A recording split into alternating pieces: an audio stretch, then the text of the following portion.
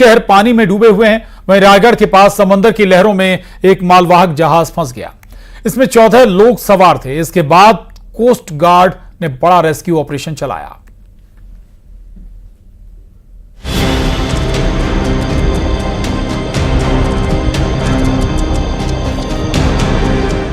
लहरों के बीच फंसा जहाज।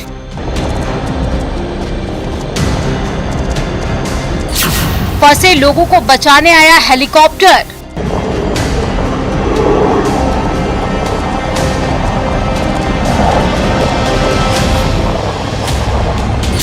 समंदर में बहुत बड़ा रेस्क्यू ऑपरेशन।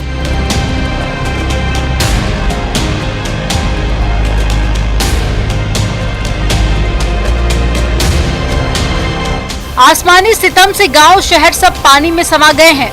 महाराष्ट्र में भी आसमानी कहर दिखाई दे रहा है। पुणे शहर में तो सड़कों पर दरिया बह रहा है। समंदर में भी ऊंची ऊंची लहरें उठ रही हैं। उसका शोर डराने वाला है। महाराष्ट्र के रायगढ़ जिले में अलीबाग तट के पास में समंदर की लहरों ने एक मालवाहक जहाज का रास्ता रोक लिया। उफनती लहरों ने जहाज पर पूरी तरह से ब्रेक लगा दिया।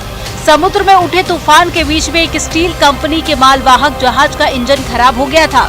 जहाज में चालक दल के 14 सदस्य सवार थे। सभी की जान खतरे में पड़ गई।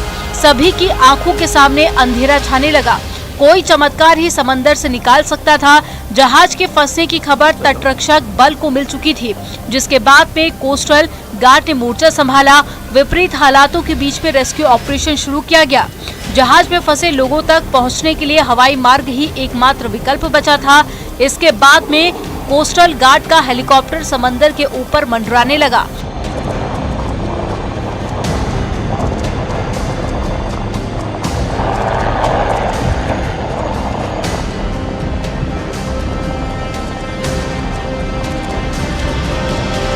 हेलीकॉप्टर को देखकर जहाज में फंसे लोगों की जान में जान आई।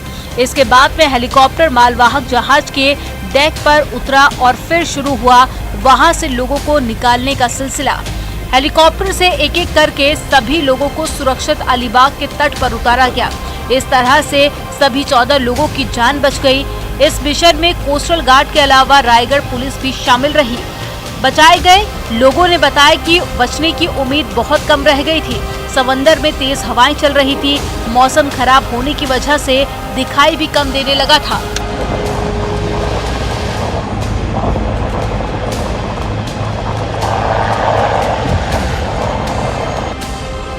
कहा जा सकता है कि भारी बारिश की वजह से अलीबाग समुद्र तट पर मालवाहक जहाज रास्ता भटक गया था। ये जहाज गुरुवार को सुबह 25 जुलाई को धर्मताल बंदरगाह से जयगढ़ बंदरगाह के लिए रवाना हुआ था, लेकिन समंदर में उठ रहे तूफान के बीच में जहाज में तकनीकी दिक्कत आ गई और ये लहरों के बीच में फंस गया।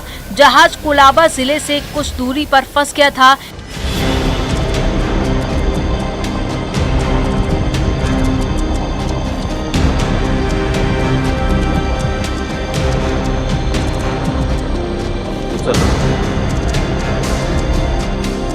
लेकिन तटरक्षक बल के जवानों ने बेहद तत्परता दिखाते हुए बड़े रेस्क्यू मिशन को अंजाम दिया।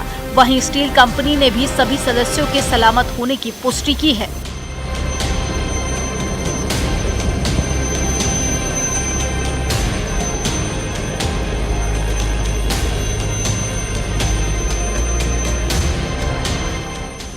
Bureau report news 18।